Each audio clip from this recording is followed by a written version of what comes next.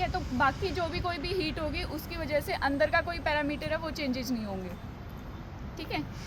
तो इसको एक पर्टिकुलर हम हाइट पे रखते हैं। इसकी हाइट 1.22 मीटर होती है, अप्रोक्स हम लेते हैं 1 to 1.5 मीटर।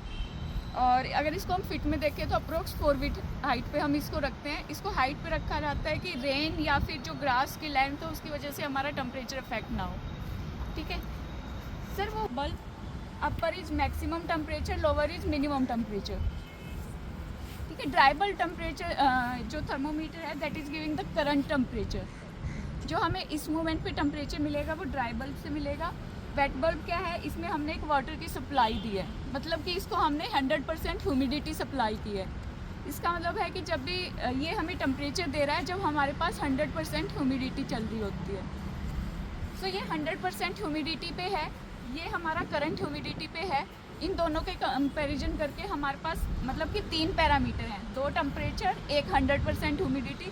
तो हम 4th पैरामीटर करंट ह्यूमिडिटी निकालते हैं, ठीक है। यहाँ से हमें ह्यूमिडिटी पता लगेगी, current temperature, wet bulb. Due point निकलता है, ड्यू पॉइंट टेम्परेचर होता है वो निकलेगा।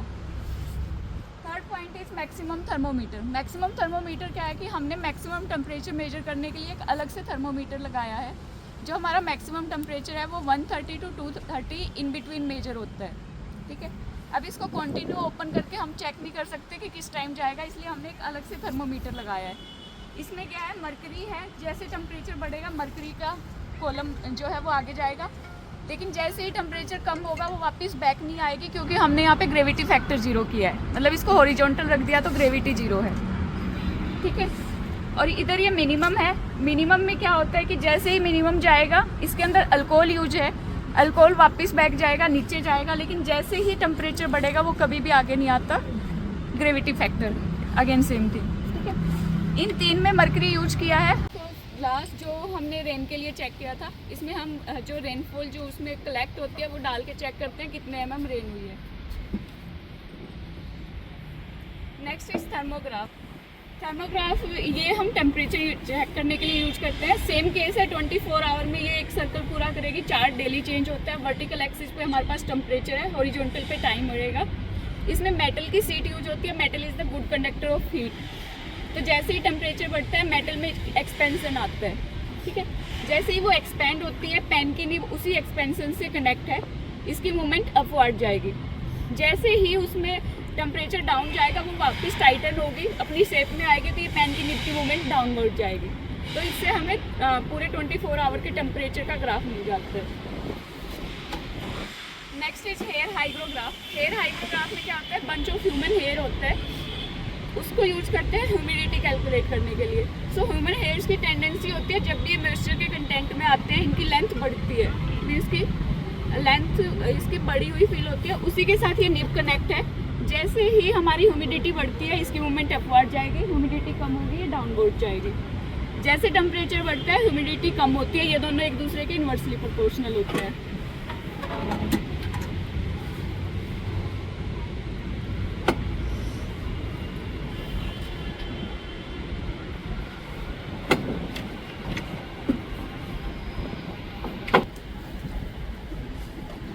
ये हमारे थर्मोमीटर्स हैं जिससे हम अलग अलग सॉइल जो लेयर्स हैं उनका टेम्परेचर मेजर करते हैं। इनको हमने अलग अलग डेप्थ पे रखा हुआ है, 5 सेंटीमीटर, 10, 15 एंड 20 सेंटीमीटर। तो हम इसमें डिफरेंट लेयर्स का टेम्परेचर मेजर करते हैं, ये एग्रीकल्चर में यूज होता है। अभी तक जो ये सारा था ये सरफेस ऑब्जर्वेटरी का हमने कवर किया है, ये हमारी मैनुअल ऑब्जर्वेशंस थी।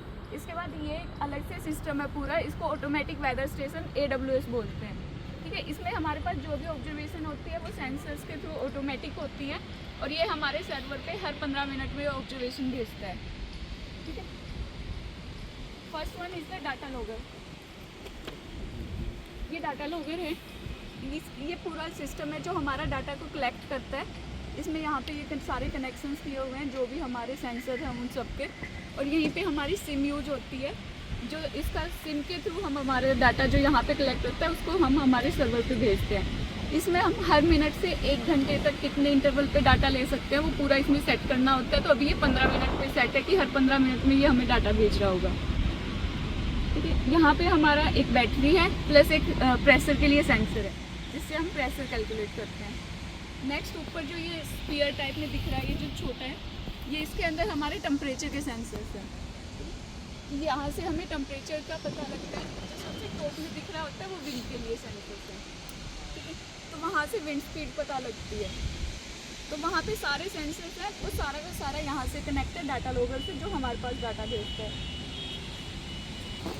ये भी AWS से कनेक्ट है। जैसे हमने रेन गेज देखा, उसी तरह से ये रेन गेज है AWS के लिए। यहाँ से हमें रेनफॉल पता लगती है। इसके अंदर क्या होता है, 2 बकेट्स यूज होती हैं।